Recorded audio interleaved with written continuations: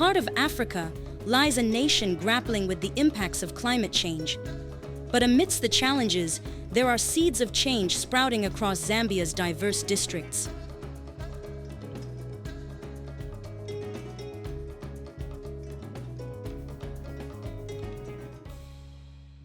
Mazina yanga ndine Michael Chinyanga, headman Kalimang'ombe village. Tachinja nyengo through uononga zilengedwe zimene tiona nga ife zitipasa phindu pamene ise stizo tituononga teni nakalimidwe kamene kenzelima makolo kale nakalimidwe kamanje usiyano ulipo na zakudya zimene wanalilima na zimene tilima manje zionesa kuti usiyano ulipo ukulu chifukwa kudala sitinaliwononga zilengedwe monga mutilili manje chifukwa chakuti kudala tenze ang'ono. In Rufunsa district, due east of the capital city Lusaka, women voice out the impact of climate change on their livelihoods. I'm Priska Mtakwa Mwansa. I'm the chairperson for Zambia Alliance of Women. I live in Manchishi village, Rufunsa district, Unda ward. Climate change is real. And this year it has made a very big impact on our lives, more especially with a rural woman, because we depend on farming and all our crops have gone, whether groundnuts, sunflower, maize, everything is gone. Everything has dried up because of this climate change.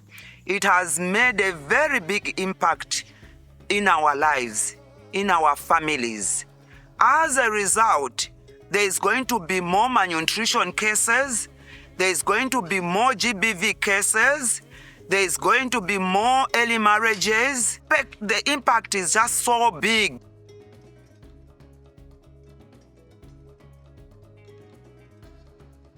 Inashitaya ndine iwe jina bwalia, jikalamwa Manchi village, Chinyunyu Bunda ward. Tuwale mfuatia climate change, awa hapana mbana tufika kumwandini. Nefya kuzatisha defu tawalasunga bantu walasungashani abana. Kuma kusukulu wabana nga bafuma kusukulu insala. Tapa nefu tawala jisa mwandini, chishibe kituinga jisa mwandini. Hati tupesha mano. Ine, mazina yanga ndine Constance Tembo. Kuchokera Mulimbikani village, kuno kukatondwe ku Luangwa. Komashuwa kwa nkhala mavuto chifukwa chakuti munga this year kulibe wamene wadiyako milisi. Kuyuma milisi zinayuma ni kudala. Nene Boatha Shinzazu, kuno kwaliombe kupanga swamp, muli wa chief chipete, Kapiri district. Ngeranda kulwami kalile, kumona umwele wa chinja, nishikushino. Kukale, mfula yale loka bwino, fintu fyonse fyaleva bwino, bisabi bulimi fyonse fyaleva mba. Nomba pali neshita, bulimi bonse bwaoneka mulandu wa climate change mwela na uchinja. With the challenges registered by the different communities, what are the VCA partners doing to help them? My name is Rowan Jani from WWF Zambia. I'm the program manager for the VCA. In full, we call it the Voices for Just Climate Action. So this is a program that started in Zambia in 2021.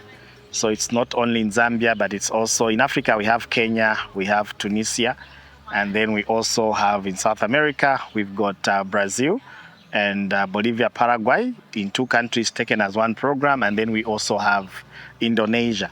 And then we've got the Netherlands as the admin and secretariat office for the VCA. So it's a global program, as you can see, and the alliance has got WWF itself, and then we've got HIVOS, we've got Akina Mama Africa, We've got SSN, that is South North, which is a knowledge management organization within the Alliance. And then we've got Slum Dwellers International, SDI in short. So these are the ones that are working in Zambia, but on the global level, we also have got Avina. So in Zambia, each of these alliance members work with what we call the local partners, that is focusing on sharing work and working with what we call local organizations or local NGOs that are mostly the grassroots kind of organizations working with community. And we are working in 10 districts. In the Lukanga, we just call it a landscape. So we've got 10 districts and 1 landscape in the Lukanga. The communities acknowledge the different interventions in the fight against climate change via the VCA partners.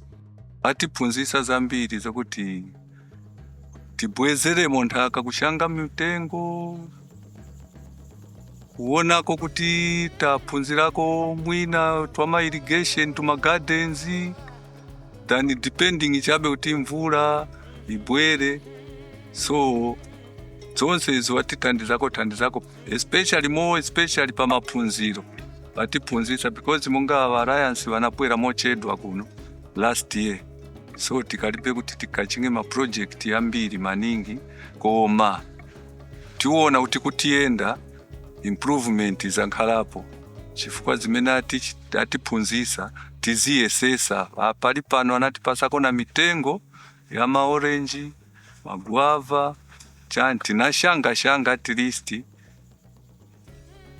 tukula bwino. So chitifuna maningi chokuti ngati kwawera organization ngati pase nkhani yoshanga mitengo, bwezera monthaka kutiphunzisa maningi mopangira manyuwa, compost manyuwa, niziwa ngankhale great change zoona. We have learned about climate change, quite all right. We have learned about crop rotation, how to preserve our fields, our soils. We have learned on how we should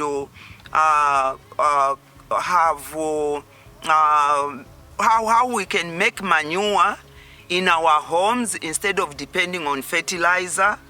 We have learned on how to make bukash, how to make manure itself, compost manure. For us to be helped, if you don't have means of fertilizer, you can use those things at your farm. And we have learned that we should not burn our fields because you get soil erosion if you burn your field. How do I think into climate change? Biba Zambia Women's of Alliance. But some bishefu into sana pali climate change. Fya kupanga manyungu tuwalisambirila, ukana tule miti yonse, fyontisi tuwalisambirila. No kupanga conversation farming, kuimbo tuli nditi otu wakubiala mwamataba. Wako bati nifulanga inono, amifulanga inono, yasa luka mtundi otu nono tu. Afu ningewa kufia abantu kuwe bati beshibe, watingo kuteme miti, chiteme miti. Awa mwandi vela teme miti chiteme. No kuo chempanga, vela o chempanga, dunga wao chempanga, nishumushiri ule onaika. Kari fianga tawoche ele filie fiani, fia isa mila mwe finanko filia. File mekwa tuwe fianga ule edia filia. Ule mielo bapanchi filia kwe bati mushiri ule babuino. So fionse fia kocha oche so awe, vela isha abantu. Zambia Alliance of Women, in partnership with VCA, has impacted knowledge kuli ise pameno anabwera kuno. So it's like mulungu anabasonyeza kutenda nkona Luangwa so that bantu kuja waliko mu problem. So with the knowledge yameno anatipasa yatitandizira kulingana utitensi tinankhala staki kuona tikalokedde kamvula kuno mwene tizashita branch ni way inangu amene tingashite vinangu va branch kuti titandizike. But through Zambia Alliance of Women and VCA, Voice for Action Climate, vatitandiza maningi such that vatiphunzisa mochitira preserve mitengo, molimira ma irrigation system so as to preserve chilengedwe cha Mulungu. Vatiphunzisa mwamene tifunika kuyangana mwamene mvula ilokera kuno na mwamene tinga survive na mbewu zamene tifunika kushanga kulingana kuti mvula ibwera msanga yenda msanga, mbewu zoyenera zamene zingatitandizire chifukwa cha kalokedwe ka mvula. Vatiphunzisa through even kuyenda taonako na wanzatu exposure, then we learn a lot of things. We learn through seeing, reading, such things. So taphunzira vambiri, and we thank God for VCA and the Zambia Alliance of Women for knowledge. So far, we hope there are a lot to come. Njame lina yakamema ina njame ana rupi Anastasia Rupia kutekala mushimu wa Mankish mubundabunda ward. Pali climate change Zambia Alliance Poet watuisha kwa mbeti akona kuchumbula bitondo chichumbule kutenta malasha infula ite kuba kwedi kuchirwa kuloka batuisha bali ba Zambia Alliance batuisha ne kupanga manyoa bitondo natu achumbulunga kulia nkutwera kubwesa mate kwa mbeti pange manyoa yakubika mmalala. So epa climate change batuisha kwa mbeti mwatebanga bitendo chisawawa infula nkabite kuloka. Apa twale tenga kulumba kuli pa VCA pa kusevensa ne ba Zambia Alliance. Twale tenga kulumba ndala kubatuisha batuletera mano ya kuiya mahala koma chotera kubasenga kuli ndio pali chino chindi kuli climate change. Afo twera kusengwa alunyafusho kwa mbeti batutumishire mbera kutusponsor kwa mbeti tikoshe kutukuka chitukoshe nga pantango da watu apa manje twasengenga chakuli yane sala kuno kuli sala. Babula kutuinsa icho echapanga kwa mbeti bantu isame injishiro nje batuisha tubule kuchikonsha kwikonka ndabantu yambe kutumbula malasha kwa mbeti chane chakulia chakupa bana benga nga ku school. So afo twasengengo alunyamfirisho afo twasengengo kuli ba VCA pakutuletera ba Zambia Alliance ne ndibo kwa mbeti basensere pamo.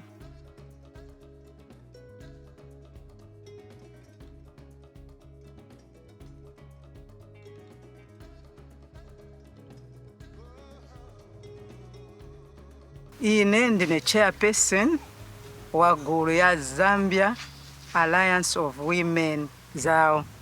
So i group ene inabwera kutiphunzisa makamaka imatiphunzisa pali organic kushanga vimitengo na zochitika mumunzi kulingana na nyengo yathu ino ya mene yawonongeka. Last year yonse inasira nishibatiphunzisa chabe kwenze kuyenda kulusaka kwenda uphunzira kukumana na bantu anzatu kuphunzira na kubwera kutiphunzisa futi na kuno. So pakati pama phunziro anabula atileterako tumitengo takuti tizishanga tibwezeremo ija mitengo yaine tiwononga chifuka cha malasha. Then futi anabula yamba kutiphunzisako pa mbewu zamene tishanga za mumunda. Anatiphunzisa kuti sitiyenera kushanga mbewu imozi koma mbewu zosiyana. Ero pambuyo pake mbewu zamene tiyenera kushanga ni eli mature zamene zikupya msanga chifuka cha dzuwa kuno. Mvula ibwera kamsanga iyenda kamsanga.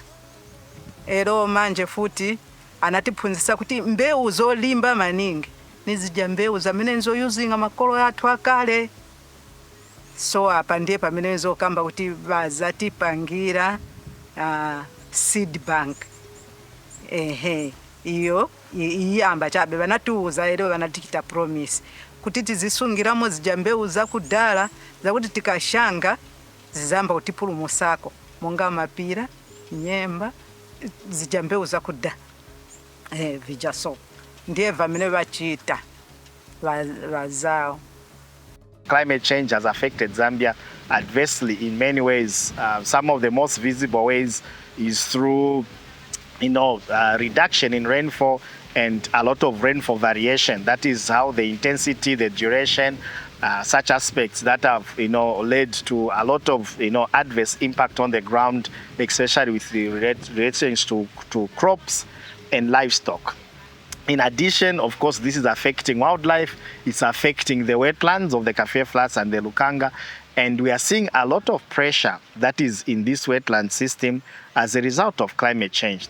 And at the bottom of it, we are seeing more suffering for the local communities. So the Voices for Just Climate Action is focusing on strengthening, the civil organization space, so that strengthened civil organizations that are grassroots can also strengthen, the communities.